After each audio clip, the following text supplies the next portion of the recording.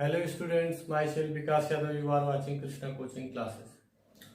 तो last class में हम लोगों ने इलेक्ट्रिक पोटेंशियल और पोटेंशियल डिफरेंस तक की बात करी थी। अब हम लोग अगले टॉपिक की तरफ चलते हैं। तो जो हमें आगे पढ़ना है वो है आपका इलेक्ट्रिक करंट। इलेक्ट्रिक करंट को डिफाइन करने के लिए एक सिंपल अगर स्टेटमेंट यूज किया जाए तो कुछ ऐसा हम लोग लिख सकते हैं, it may be defined as the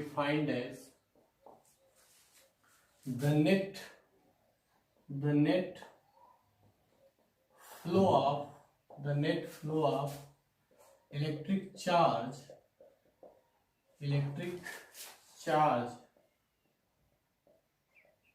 per unit time through a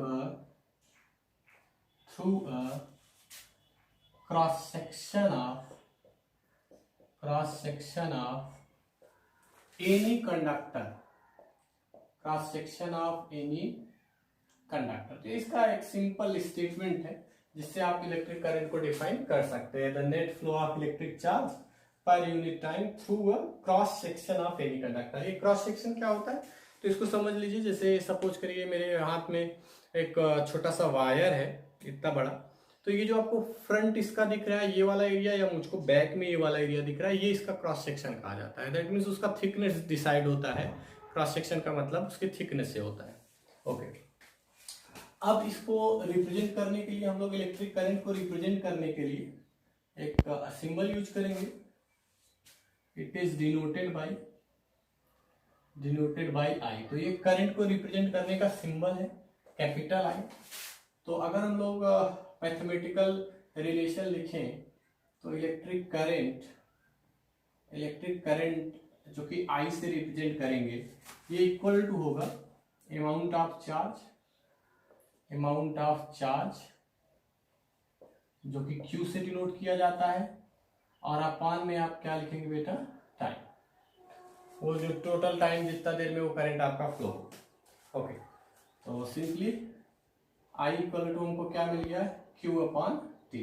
अच्छा, इस क्यू की जगह पे हम लोग क्वांटाइजेशन ऑफ चार्ज में हम लोगों ने पढ़ा था कि जो क्यू होता है वो आपका एनी के इक्वल होता है। तो एनी अपॉन टी ऐसा भी लिख सकते हैं, क्योंकि ये क्वांटाइजेशन ऑफ चार्ज के हिसाब से जो क्यू होता है वो एन इंटू ई के बराबर होता है। एन यहाँ पे नंबर ऑफ इलेक्ट्रॉन होते हैं, ई जो होता है बेटा वो आपका एक इलेक्ट्रॉन पे चार्ज होता है। तो इसका ध्यान रखिएगा।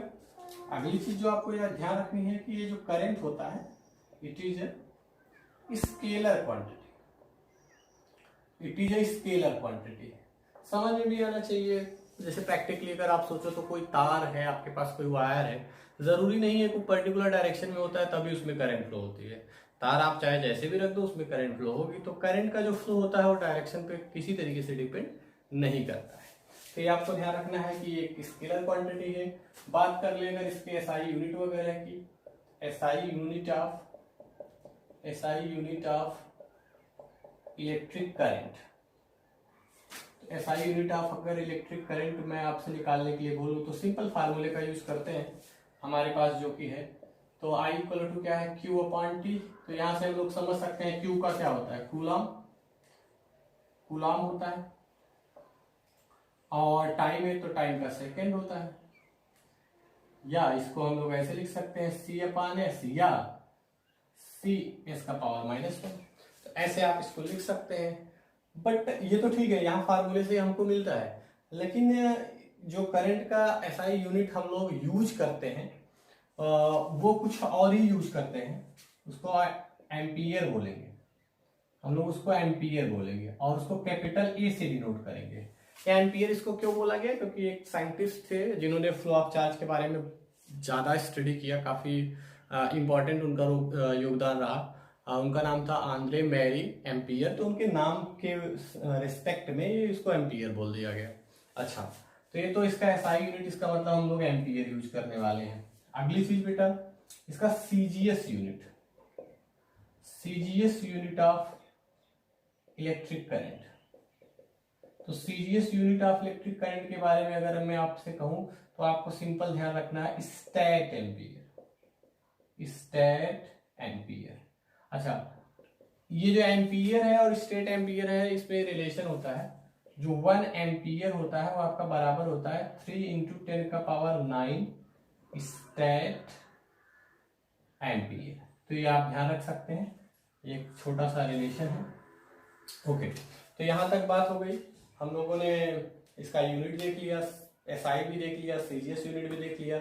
तो इतना आप स्क्रीनशॉट ले लीजिए या पॉज करके नोट डाउन कर लीजिए, फिर आगे बढ़े। तो आगे अगला काम हम लोग क्या करने वाले हैं, ध्यान रखिएगा, इतना मैं इरेज कर रहा हूँ बस। तो नेक्स्ट मैं 1 एम्पियर को थोड़ा सा डिफाइन करना चाहता हूँ। तो देखिएगा, सपोज करिए कि मैं Q को 1 कूलम ले लूँ और T को 1 सेकेंड ले लूँ, तो I क्या बनेगा आपका 1 कूलम अपॉन 1 सेकेंड, या इसी को हम लोग 1 एम्पियर कर सकते हैं। अब देखो कितने आराम से हम लोग 1 एम्पियर को डिफाइन कर सकते हैं। दैट मीन्स किसी भी कंडक्टर में उसके क्रॉस सेक्शन के थ्रू जो करंट फ्लो होगी वो 1 एम्पियर तब कही जाएगी जब 1 कूलम ऑफ चार्ज उसमें 1 सेकेंड तक के लिए फ्लो हो। तो अगर लिखना है तो हम लोग लिख सकते हैं current through any conductor is said to 1 ampere if 1 coulomb of charge flows through it in 1 second.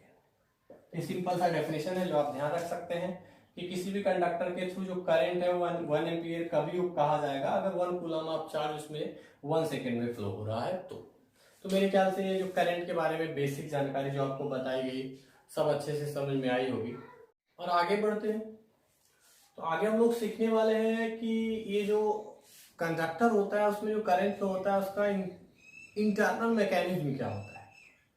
तो इसको थोड़ा सा अब हम लोग डीपली फील करेंगे कि करंट किस तरीके से फ्लो होता है, मतलब चार्ज किस तरीके से फ्लो होता है। तो देखिए, अगर हम लोग किसी कंडक्टर के बारे में बात कर रहे हैं तो कंडक्टर बेसिकली मेटल्स होते हैं आपके, और जो मेटल्स होते हैं उसमें फ्री इलेक्ट्रॉन्स आपके अवेलेबल होते हैं उस मेटल के सरफेस में।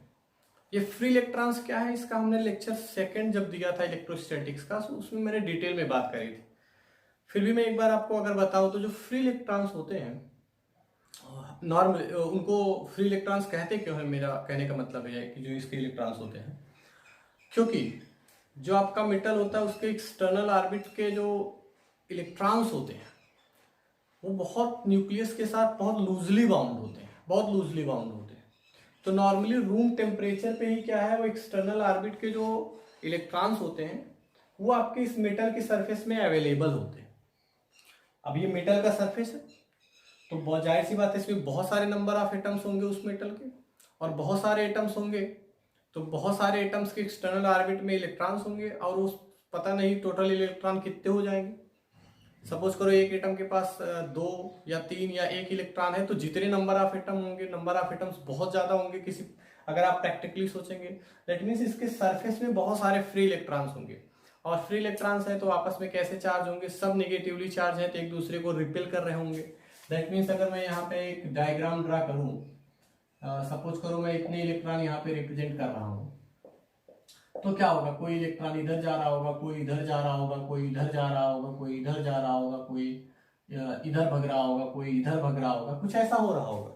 इसको रैंडम मोशन कहते हैं। तो नॉर्मली क्या होगा कि रूम टेम्परेचर पे जो इलेक्ट्रॉन्स हैं वो मेटल के सरफेस में रैंडम मोशन कर रहे होंगे। दैट मीन्स किसी पर्टिकुलर डायरेक्शन में इन इलेक्ट्रॉन्स का कोई नेट फ्लो नहीं हो रहा है।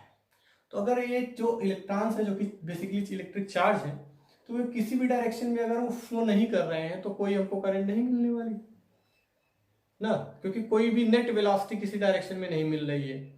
बट जैसे ही हम उस कंडक्टर को एक पावर सप्लाई से कनेक्ट कर देते हैं, दैट मीन्स एक बैटरी आप ले सकते हो, तो अगर एक बैटरी से इसको कनेक्ट कर दिया जाए, ये बैटरी का पॉजिटिव टर्मिनल है, ये बैटरी का नेगेटिव टर्मिनल है, ओके। पॉजिटिव टर्मिनल जो होता है उसको कहते हैं कि वो हायर पोटेंशियल है, और जो नेगेटिव टर्मिनल होता है उसको कहते हैं वो लोअर पोटेंशियल पे है। ये कन्वेंशनली इसको पॉजिटिव को हायर बोला गया है, और कन्वेंशनली इस नेगेटिव को क्या बोला गया बेटा, लोअर पोटेंशियल बोला गया है। अच्छा, अब इसकी वजह से होगा क्या, अब इसकी वजह से होगा ये जो इलेक्ट्रॉन्स थे जो कि अभी रैंडम मोशन कर रहे थे, तो किसी पर्टिकुलर डायरेक्शन में कोई नेट इफेक्ट नहीं मिल रहा, तो अभी ये पॉजिटिव टर्मिनल है तो ये बाई नेचर आपका पॉजिटिवली चार्ज होगा, ये इलेक्ट्रॉन्स को अपनी तरफ अट्रैक्ट करने की कोशिश करेगा, और ये आपका नेगेटिव टर्मिनल है तो इलेक्ट्रॉन्स को अपनी तरफ से क्या करेगा, रिपेल करेगा। दैट मींस इलेक्ट्रॉन पे एक नेट फोर्स लगने लगा, सारे इलेक्ट्रॉन पे उस डायरेक्शन में लगने लगा। ये पॉजिटिव टर्मिनल को अपनी तरफ खींच रहा है, नेगेटिव टर्मिनल उधर से रिपेल कर रहा है, तो ये सारे इलेक्ट्रॉन कुछ इस तरीके से वेल मैनर्ड ऐसे नेगेटिव से पॉजिटिव की तरफ मूव करना स्टार्ट कर देंगे। मतलब अभी तक जो किसी पर्टिकुलर डायरेक्शन में उनका नेट फ्लो नहीं हो रहा था, अभी आप देख सकते हैं जो इलेक्ट्रॉन्स का मूवमेंट है वो नेगेटिव टू पॉजिटिव होना स्टार्ट हो गया। अब अगर सारे इलेक्ट्रॉन का एक पर्टिकुलर डायरेक्शन में मूवमेंट स्टार्ट हो गया, दैट मीन्स अब हम कह सकते हैं कि यहाँ पे जो इलेक्ट्रिक चार्जेस है उनका कुछ एक डायरेक्शन में नेट फ्लो निकल के आ रहा है, और अगर नेट फ्लो निकल के आ रहा है तो आपको वहां पे करंट मिल जाएगी। दैट मीन्स इलेक्ट्रॉन माइनस से प्लस की तरफ मूव करने लगे। ये मैं ऐसे एरो लिख के दिखा देता हूं, ये आपका इलेक्ट्रॉन्स के मोशन का डायरेक्शन है, लेकिन क्योंकि कन्वेंशनली इसको हायर पोटेंशियल बोला गया है, इसको लोअर पोटेंशियल बोला गया है, और जो किसी तरीके का फ्लो होता है वो हमेशा हायर टू लोअर ही होता है। जैसे अगर आप वाटर का फ्लो देखेंगे तो आप दो कनेक्शंस कर दीजिए तो वाटर किधर से किधर जाएगा, हायर से लोअर की तरफ ही जाएगा आपका। या किसी तरीके का नेचर में आप अगर फ्लो देखेंगे, ऑब्जर्व करेंगे, तो हमेशा वो हायर से लोअर की तरफ ही होता है। जैसे हीट का आप इमेजिन कर सकते हैं, आपके पास दो सब्सटेंसेज हैं, एक ज्यादा गर्म है एक कम गर्म है, तो हीट का जो फ्लो होता है किधर से किधर होता है, ज्यादा से कम की तरफ। तो क्योंकि अभी कन्वेंशनली ऐसा माना गया है, तो इसी वजह से जो आई करंट का डायरेक्शन है वो हम लोगों ने इधर मानना है। तो ये आप ध्यान दीजिएगा कि जो इलेक्ट्रॉन के फ्लो का एक्चुअल डायरेक्शन होता है, करंट का जो डायरेक्शन होता है उसके अपोजिट लेना है आपको। That means conventional direction of current जो होता है वो आपका पॉजिटिव से किधर होता है बेटा, नेगेटिव की तरफ होता है। फाइनली पूरे सर्किट में करंट हम इस तरीके से दिखा सकते हैं, करंट यहाँ पे आई, फिर इस तरीके से यहाँ पे, इसको ऐसे फाइनली हम लोग रिप्रेजेंट कर सकते हैं।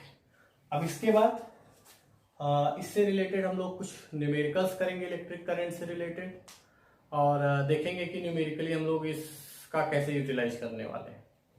पहला क्वेश्चन देखते हैं। कहता है a current of 0.5 ampere is drawn by a filament of an electric bulb for 10 minutes, find the amount of electric charge that flows through the circuit. Okay, तो इसको सॉल्व करने का मैंने आपको बताया था कि पहले गिवन चीजें लिखा करिए। तो अगर गिवन के बारे में बात करें और रीड करें, अब करंट ऑफ 0.5 एम्पीयर, अभी एम्पीयर है तो करंट ही होगा, तो I इक्वल टू लिख लीजिए 0.5 ampere, is drawn by a filament of an electric bulb for 10 minutes. तो आपको टाइम दे रहा है, वो टाइम 10 मिनट दे रहा है। अब क्योंकि इसको SI यूनिट में नहीं है तो SI यूनिट में बदल लीजिए। आप जानते हैं 1 मिनट में 60 सेकेंड होता है, तो 10 मिनट में 10 इंटू 60, दैट मीन्स 600 सेकेंड हो जाएगा आपका। ओके, आगे आपसे पूछा क्या, find the amount of electric charge. आपसे क्यों पूछ रहा है, क्यों। हम फार्मूला क्या जानते हैं, हम जानते हैं I जो होता है वो Q अपॉन T के इक्वल होता है। तो यहां से Q इक्वल टू क्या लिख सकते हैं बेटा, IT लिख सकते हैं, आप समझ सकते हो। तो I की जगह पे 0.5, T की जगह पे आपका क्या है 600 है। अब ये आप मल्टीप्लाई कर सकते हैं, तो यहां से आपको क्या मिल जाएगा 300 कूलम। ये आपको यहां से मिल जाएगा 300 coulomb. That means amount of charge जो सर्किट से फ्लो कर रहा होगा वो कितना होगा 300 कूलम। अगला क्वेश्चन, ये अच्छा क्वेश्चन है, ध्यान दीजिएगा। अगले क्वेश्चन में भी कहता है 0.5 ampere current has been flowing in a circuit for 20 minute, calculate the number of electron from one end to another end of the circuit, जो फ्लो कर रहे हैं। ओके, तो यहाँ पे क्या गिवन है, गिवन लिखते हैं। तो गिवन पहले हमको I दे रहा है जो कि 0.5 एम्पीयर है, फिर हमको क्या दे रहा है, सर्किट में कितना देर तक वो आपका फ्लो कर रहा है 20 मिनट। तो T जो आपको मिल रहा है वो आपको 20 मिनट मिल रहा है। 20 मिनट को भी सेकेंड में अगर बदला जाए तो क्या होगा, 20 इंटू 60, तो ये आपका 1200 सेकेंड आ जाएगा बेटा। यहाँ तक आपको समझ में आ ही रहा होगा। फिर लास्ट में हमसे पूछा क्या है, नंबर ऑफ इलेक्ट्रॉन, एन पूछ रहा है। नंबर ऑफ इलेक्ट्रॉन का मतलब क्या पूछ रहा है बेटा, एन। अच्छा, अभी मैंने जब इलेक्ट्रिक करंट बताया तो एक फार्मूला बताया था, I equal to Q upon T, और यही बराबर होता है एन ई अपॉन टी। क्योंकि हमको नंबर ऑफ इलेक्ट्रॉन निकालना है तो एन की जरूरत पड़ेगी। तो दो चीजें हैं, चाहे यहाँ से पहले क्यू निकाल लीजिए फिर उसको निकाल लीजिए, चाहे डायरेक्ट इसको इससे रिलेट करके भी आप कर सकते हैं। तो जो आपको सुविधा लगे उसको आप यूज कर सकते हैं। तो पहले एक काम करते हैं, हम लोग क्यू निकाल लेते हैं। तो क्यू इक्वल टू क्या होता है, आई टी होता है। तो यहाँ से क्यू इक्वल टू क्या हो जाएगा बेटा, आई आपको दिया है 0.5, टी टाइम कितना है आपका 1200। तो यहाँ से आपको अगर 1200 इंटू 0.5 करेंगे तो यहाँ से 600 कूलम आ जाएगा, सिंपल। अब फाइनली हमको नंबर ऑफ इलेक्ट्रॉन निकालने हैं, तो क्योंकि हमको Q पता है और Q बराबर n ही होता है, यहां से n निकालना है तो n इक्वल टू क्या हो जाएगा बेटा, Q अपॉन E हो जाएगा। और Q का वैल्यू आपको कितना पता चला, 600। E क्या होता है, चार्ज ऑन एन इलेक्ट्रॉन, ये आपको बताया गया है, जो कि होता है 1.6 इंटू 10 का पावर माइनस 19। तो ये 10 का पावर माइनस 19 है। तो ध्यान दीजिएगा, अगर हम लोग इसको चाहें तो क्या लिख सकते हैं, 6 इंटू 10 का पावर 2 लिख सकते हैं, और अपान में आपका है 1.6 इंटू 10 का पावर माइनस 19। और अगर एक स्टेप सॉल्व करोगे आप तो कितना आ जाएगा, 6 अपान 1.6 इंटू 10 का पावर कितना हो जाएगा बेटा, ये आपका ऊपर जाएगा तो 21 हो जाएगा। और इसको 6 अपान 1.6 आप लोग कर लीजिएगा, हमको पता है 3.75 आएगा इंटू 10 का पावर 21 इलेक्ट्रॉन्स। तो इस तरीके से हमको नंबर ऑफ इलेक्ट्रॉन्स पता चल गए।